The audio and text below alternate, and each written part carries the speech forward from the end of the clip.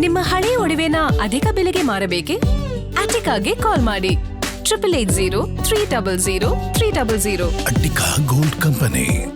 SIR process ಬಗ್ಗೆ ಬರ್ತಾ ಇದ್ದಂಥ ಪರ ವಿರೋಧ ಚರ್ಚೆಗಳು, ಮಾಧ್ಯಮದಲ್ಲಿ ಬರ್ತಿದ್ದ ವಿಶ್ಲೇಷಣೆಗಳು, ಇದೆಲ್ಲವನ್ನು ನೋಡಿ ನನಗೆ ಗಾಬರಿನೇ ಆಗಿತ್ತು.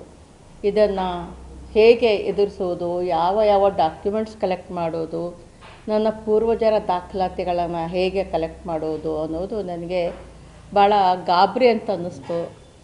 ನನಗೆ ಹೀಗಾದಾಗ ಮತ್ತೆ ಉಳಿದಂತೆ ಸ್ವಲ್ಪ ದಾಖಲಾತಿಗಳನ್ನು ಶೇಖರಿಸಿ ಇರ್ಬೋದು, ಆದರೆ ಶೇಖರಿಸಿ ಇಡದಂತಹ ಜನರಿಗೆ ಎಷ್ಟು ಸಮಸ್ಯೆ ಆಗ್ಬೋದು ಅಂತ ಹೇಳಿಬಿಟ್ಟು ನನಗೆ ಅದು ಕೂಡ ಒಂಥರ ದಿಗಿಲಾಗ್ತಾಯಿತ್ತು. ಆದರೆ ಇವತ್ತು ಏನು ನಮ್ಮ ಹಾಸನ ಜಿಲ್ಲಾಧಿಕಾರಿ ಶ್ರೀಮತಿ ಲತಾ ಕುಮಾರಿ ಅವರ ಒಂದು ನೇತೃತ್ವದಲ್ಲಿ ಒಂದು ಅಧಿಕಾರಿಗಳ ತಂಡ ಬಂದರು. ನನಗೆ BLO ಮಟ್ಟದ ಅಧಿಕಾರಿಗಳು ಇದರಲ್ಲಿ ಎಲ್ಲ ರೀತಿಯಲ್ಲೂ ಸಾರ್ವಜನಿಕರಿಗೆ ನೆರವು ನೀಡ್ತಾರೆ ಅಂತ ಹೇಳಿದರು. ಅದೇ ರೀತಿಯಲ್ಲಿ ಸಂತೋಷ್, ನನಗೆ BLO ಅವರು ಕೂಡ ಶ್ರೀಮತಿ ಲತಾ ಕುಮಾರಿ ಜಿಲ್ಲಾಧಿಕಾರಿಯವರ ಆದೇಶದ ಮೇರೆಗೆ ಅವರ ಮಾರ್ಗದರ್ಶನದಲ್ಲಿ ನನಗೆ ಸಹಾಯವನ್ನು ನೀಡಿದರು. ಹೀಗಾಗಿ ಅಲ್ಲಿದ್ದಂಥ ಕಾಲಮ್ಗಳು ಕೂಡ ಸುಲಭವಾಗಿವೆ, ಅಂಥ ಕಷ್ಟ ಅಂತ ಏನೂ ಕೂಡ ಅನ್ನಿಸ್ಲಿಲ್ಲ ನನಗೆ.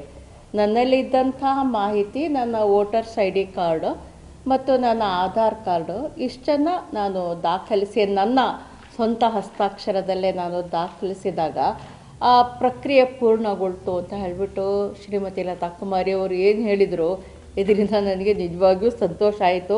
ನನ್ನ ಪಾಸ್ಪೋರ್ಟ್ ಅದು ಇದು ಏನೇನೋ ದಾಖಲೆಗಳನ್ನ ನಾನು ನಿನ್ನೆಯಿಂದ ಗಡಿಬಿಡಿಯಲ್ಲಿ ಶೇಖರಿಸಿ ಇಡ್ತಕ್ಕಂಥ ಕೆಲಸ ಮಾಡ್ತಾಯಿದ್ದೆ. ಅದು ಯಾವುದೂ ಕೂಡ ಅಗತ್ಯ ಇಲ್ಲ. ನಮ್ಮಲ್ಲಿ ಸಹಜವಾಗಿ ಇರ್ಬೋದಾದಂಥ ಆಧಾರ್ ಕಾರ್ಡು ಮತ್ತು ಚುನಾವಣಾ ID ಕಾರ್ಡು ಇದಿದ್ದರೆ ನಮ್ಮ ಈ ಪ್ರೋಸೆಸ್ ಸಂಪೂರ್ಣವಾಗುತ್ತೆ. ಮತ್ತು ಹಿಂದೆ ಇರ್ತಕ್ಕಂಥ ನಮ್ಮ ಪೂರ್ವಜರ ಯಾವುದಾದ್ರೂ ವೋಟರ್ಸ್ ID ಕಾರ್ಡ್ ಇದ್ದರೂ ಕೂಡ ಅದು ಕೂಡ ಭಾಳ ಮುಖ್ಯ ಆಗತ್ತೆ ಈ ಸಂದರ್ಭದಲ್ಲಿ. ದಯಮಾಡಿ ಇವು ನಮ್ಮ ಅಗತ್ಯದ ದಿನನಿತ್ಯದ ದಾಖಲೆಗಳು, ಅದರಿಂದ ಗಾಬರಿ ಬೀಳೋ ಅಗತ್ಯ ಇಲ್ಲ.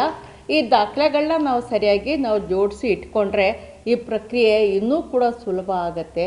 ಇದಕ್ಕೆ ಸಂಬಂಧಪಟ್ಟಂತಹ ಒಂದು ಅಧಿಕಾರಿಗಳು ಕೂಡ ತಮ್ಮ ಶಕ್ತಿ ಮೀರಿ ಈ ಒಂದು ಪ್ರಕ್ರಿಯೆಯಲ್ಲಿ ತೊಡಗಿದ್ದಾರೆ.